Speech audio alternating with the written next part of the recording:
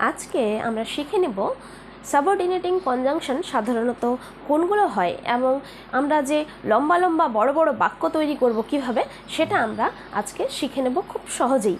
দেখো, তোমরা হয়তো খুব অনেকেই যারা আছো প্রথম যারা ইংলিশ শিখছো, তোমরা প্রথম ছোট ছোট বাক্য সবাই তৈরি করতে পারো, কিন্তু যখনই আমরা কোনো কিছু একটা বড় অথবা লম্বা কোনো একটা বাক্য তৈরি করব তখনই আমরা সেটার জন্য আটকে যাই। তো আজকে আমরা সাবঅর্ডিনেটিং কনজাংশন দিয়ে আমরা বড় বাক্য কীভাবে তৈরি করতে হয় সেটা আমরা সবাই শিখে নেব।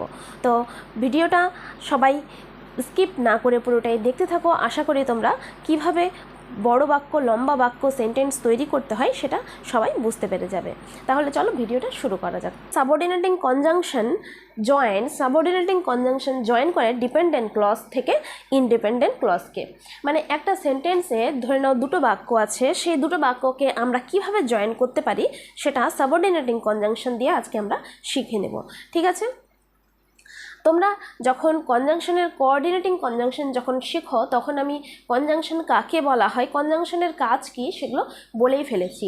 তোমরা যদি সেগুলো না দেখে থাকো তাহলে অবশ্যই আমার চ্যানেলে গিয়ে সেগুলো দেখে নিতে পারো।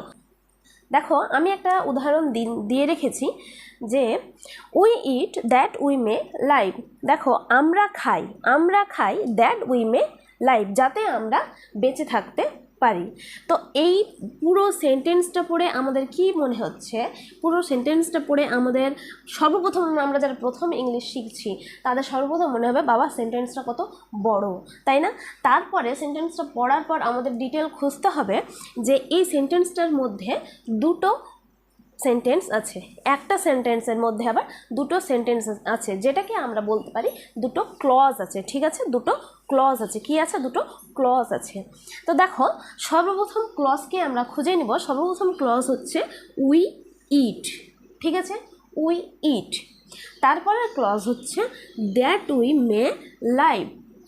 তো এর আগের দিন আমি যখন কোঅর্ডিনেটিং কনজাংশন করাই তখন আমি তোমাদের বলেছিলাম যে ক্লজ কত প্রকার হয়। ডিপেন্ডেন্ট ক্লজ হয় আর ইনডিপেন্ডেন্ট ক্লজ হয়। সেই ডিপেন্ডেন্ট ইনডিপেন্ডেন্ট ক্লজ নিয়ে আমি তোমাদের সেটা আলোচনা করে নিয়েছি। এবার দেখো, ডিপেন্ডেন্ট ক্লজ হচ্ছে যেই সেন্টেন্সটা কারোর উপর নির্ভর করে বেঁচে থাকে বলতে বোঝানো হয়েছে যে কারোর উপর নির্ভর করে সে তার পুরো বাক্যটাকে পরিপূর্ণ দেয়। কারণ ডিপেন্ডেন্ট ক্লজ হচ্ছে, দেখো, উই ইট এটা হচ্ছে ইনডিপেন্ডেন্ট ক্লজ আর দ্যাট উই মে লাইভ এটা হচ্ছে ডিপেন্ডেন্ট ক্লজ। যখন একটা বাক্য পড়ে আমরা তার মানেটা সম্পূর্ণ ধরতে পারবো না, বুঝতে পারবো না যে সেখানে কি বলা হয়েছে, কি করার কথা বলা হয়েছে, কেন বলা হয়েছে, যখন আমরা কিছুই বুঝতে পারবো না, সেটা হচ্ছে ডিপেন্ডেন্ট ক্লজ। আর যেই বাক্যটা যতটুকুই বাক্য হোক না কেন, বড় হোক ছোট হোক, যেটা পড়ে আমরা যখন বুঝতে পেরে যাব যে সেটা বুঝিয়ে কি বলা হচ্ছে, হ্যাঁ, তো সেটাকে বলা হচ্ছে ইনডিপেন্ডেন্ট ক্লজ। মানে সেই ইনডিপেন্ডেন্ট ক্লজটা কারো সাহায্য ছাড়াই নিজে একটা পরিপূর্ণতা প্রকাশ করছে। কিন্তু ডিপেন্ডেন্ট ক্লজ হচ্ছে ডিপেন্ডেন্ট ক্লজ কী করবে? একটা ইনডিপেন্ডেন্ট ক্লজের সাহায্য তাকে নিতেই হবে, না হলে সে তার বাক্যটা পরিপূর্ণ করতে পারবে না। সেটাই হচ্ছে ডিপেন্ডেন্ট ক্লজ আর ইনডিপেন্ডেন্ট ক্লজ। তো আমরা এই বাক্যটার মধ্যে খুঁজে পেলাম এটা হচ্ছে ইনডিপেন্ডেন্ট ক্লজ আর এটা হচ্ছে ডিপেন্ডেন্ট ক্লজ। ঠিক আছে, তো তাহলে এখানে দেখো আমি লিখে রেখেছি উই ইট, এটা হচ্ছে বলেই তো দিলাম এটা ইনডিপেন্ডেন্ট। ঠিক আছে, আর দ্যাট উই মে লাইভ এটা হচ্ছে ডিপেন্ডেন্ট ক্লজ। যে আমি তোমাদের সুবিধার জন্য একটা বাক্য লিখে দিলাম, সেটা হচ্ছে, দেখো, প্রথম বাক্যটিতে দেখো তার পরিপূর্ণ অর্থ প্রকাশ করতে পারে, সেজন্য সেটা হচ্ছে ডিপেন্ডেন্ট ক্লজ। এই বাক্যটা উই ইট, এটা পড়ে আমরা কি বুঝতে পারছি? যে আমরা খাই, আমরা সবাই খাই। এটা পড়ে বোঝাই যাচ্ছে যে এটা তার সম্পূর্ণ রূপটা একটা পরিপূর্ণ রূপ প্রকাশ করছে, সেজন্য সেটা হচ্ছে ডিপেন্ডেন্ট ক্লজ।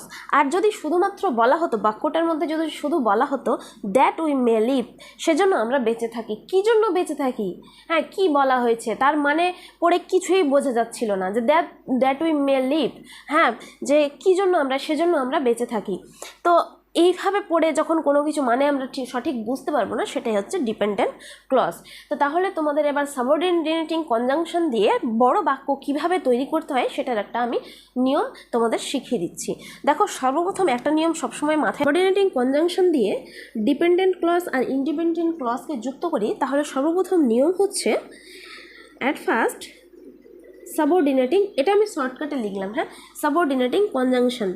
যদি তোমাদের বোঝার অসুবিধা হয় তাহলে তবু লিখে দিই সাবঅর্ডিনেটিং কনজাংশন, সাব কনজাংশন লিখে দিই, ঠিক আছে। সাব কনজাংশন মানে সাবঅর্ডিনেটিং কনজাংশন প্লাস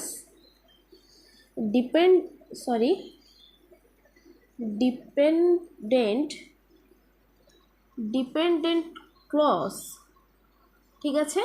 তারপরে আমাদের কি করতে হবে, একটা অবশ্যই কমা লাগাতে হবে। তারপরে হচ্ছে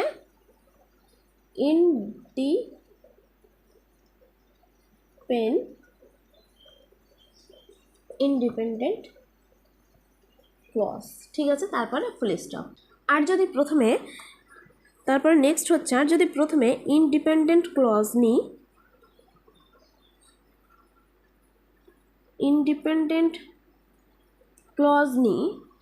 প্লাস সাবঅর্ডিনেটিং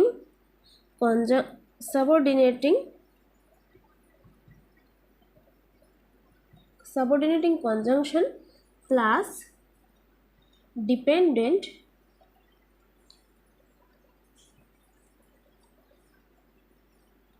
ক্লজ। দেখছো, যখন সাবঅর্ডিনেটিং কনজাংশনটাকে আমরা প্রথমে নিব, তখন ডিপেন্ডেন্ট ক্লজটাকে আগে নিয়ে তারপরে অবশ্যই একটা কমা লাগাতে হবে, তারপরে ইন্ডিপেন্ডেন্ট ক্লজ লাগিয়ে ফুল স্টপ লাগাতে হবে। আর যদি সাবঅর্ডিনেটিং কনজাংশনটাকে মাঝখানে নিই, তাহলে ইন্ডিপেন্ডেন্ট ক্লজ আগে লাগিয়ে তারপরে সাবঅর্ডিনেটিং ক্লজ, তারপরে ডিপেন্ডেন্ট ক্লজ, তারপরে ফুল স্টপ। দেখো, এখানে কোনো কিছু কমা লাগাতে হচ্ছে না। এইভাবে আমাদের সাবঅর্ডিনেটিং কনজাংশন দিয়ে বাক্য গঠন করার এটা হচ্ছে নিয়ম। এরপরে তোমাদের আমি ডিটেল আলোচনা করি যে সাবঅর্ডিনেটিং কনজাংশন কোনগুলো হয়, কিভাবে তার বাক্য গঠন করতে পারি। এবার তাহলে চলো দেখে নিই যে সাবঅর্ডিনেটিং কনজাংশন সাধারণত কোন গুণগুলোকে বলা হয়। দেখো, একটা কথা খেয়াল করে রেখো, যেরকম কোঅর্ডিনেটিং কনজাংশন সাধারণত আমরা ফ্যান বয়েস কথাটা দিয়ে আমরা কোঅর্ডিনেটিং কনজাংশন কোনগুলো হয় সেগুলো মনে রাখতে খুব সহজেই পারি, কিন্তু সাবঅর্ডিনেটিং কনজাংশন কিন্তু অনেকগুলোই আছে, সেগুলো কিন্তু সেরকম মনে রাখা যায় না। তো সেই জন্য আমাদের সেই সাবঅর্ডিনেটিং কনজাংশনগুলো তোমরা যারা নতুন আছো তারা অবশ্যই সেগুলো মুখস্থ করে ফেলবে, অথবা ভালো করে একটু মনে রাখার চেষ্টা করবে, ঠিক আছে। সাবঅর্ডিনেটিং কনজাংশন কিন্তু অনেকগুলোই আছে, সেগুলোর মধ্যে কি কি আমি তোমাদের 10টা ভাগ নিয়ে সেটা সাবঅর্ডিনেটিং কনজাংশনের কি কি হয় সেগুলো দেখে নিই। সাবঅর্ডিনেটিং কনজাংশন অর্থ অনুসারে নানা প্রকারের হতে পারে, যেমন time, reason, place, relative adjective, condition, manner, comparison, contrast, concession, relative pronouns. এবার এটা হচ্ছে ধরন, এই সব ধরনের হতে পারে সাবঅর্ডিনেটিং কনজাংশন। এবার এই ধরনের মধ্যে কি কি কনজাংশনগুলো পড়ছে সেগুলো আমরা দেখে নিই। দেখো, টাইম কনজাংশনের, টাইম সাবঅর্ডিনেটিং কনজাংশনের ভিতর কি কি পড়ছে, till, until, before, after, when, as long as soon as, ঠিক আছে। তারপরে রিজনের মধ্যে পড়ছে since, as, because, so that, in order to. দেখো, কোনো কনজাংশন রিপিট হয়েছে, আবার কোনো কনজাংশন কোনো ধরনের মধ্যে একটিবারই ব্যবহার হয়েছে। প্লেসের মধ্যে হচ্ছে হোয়ার এভার। রিলেটিভ অ্যাডজেক্টিভের মধ্যে হচ্ছে হোয়াট এভার, হুইচ। কন্ডিশনের মধ্যে হচ্ছে unless, if, whether, provided, that. ম্যানারের মধ্যে হচ্ছে how, as, though, as if. কম্প্যারিজনের মধ্যে হচ্ছে অ্যাজ অ্যাজ, মানে বলা হয় না যে কারো তুলনা বোঝানোর জন্য, হ্যাঁ, as long as clever as, হ্যাঁ। তারপরে সো অ্যাজ, দেন, রাদার, ওয়েদার। কন্ট্রাস্ট, দো, অলদো, হাউ এভার। কনসেশনের মধ্যে হচ্ছে দো, অলদো, ইভেন, দো। দেখো, এটার মধ্যে বারবার রিপিট হয়েছে, দুটোই কিন্তু একই সঙ্গে রিপিট হয়েছে, শুধুমাত্র হাউ এভার, ইভেন, দো। রিলেটিভ প্রোনাউন্স হচ্ছে হু, হুএভার, হুজ, হুম। এই সমস্ত হচ্ছে সাবঅর্ডিনেটিং কনজাংশন। যেমন ফ্যান বয়েজ দিয়ে তোমরা সেগুলো মনে রাখতে পারো খুব সহজেই, কিন্তু সাবঅর্ডিনেটিং কনজাংশনের কিন্তু সেরকম কোনো নিয়ম নেই। যদি নিয়ম থাকতো তাহলে অবশ্যই আমি তোমাদের বোঝানোর চেষ্টা করতাম, কিন্তু সাবঅর্ডিনেটিং কনজাংশনের সেরকম কোনো নিয়ম নেই। তোমাদের এরকম করেই পড়তে হবে অথবা মুখস্থ করতে হবে। দেখা হচ্ছে এরপরে নেক্সট অন্য কোনো ভিডিওতে। আশা করি যদি ভিডিওটা ভালো লাগে অবশ্যই একটা লাইক করে দিও। এরকম নতুন ধরনের কিছু জানার জন্য তোমাদের সঙ্গে আমি সবসময় পাশে আছি, আর আমার সঙ্গে তোমরা অবশ্যই যুক্ত থেকো, তাহলে গ্রামারের সম্বন্ধে অনেক কিছু জানতে পারবে এবং ইংলিশ কীভাবে পড়তে হয় সেগুলো তোমরা আশা করি অনেক কিছু জেনে যাবে। ঠিক আছে, আমার চ্যানেলটা যারা নতুন দেখছো তারা অবশ্যই চ্যানেলটি সাবস্ক্রাইব করে নিও, আর অবশ্যই একটা বেল আইকন প্রেস করে দিও যাতে এরপরের ভিডিওগুলো তোমাদের কাছে তাড়াতাড়ি পৌঁছে যায়। তাহলে অবশ্যই চ্যানেলটিকে like, share and comment. Thank you so much.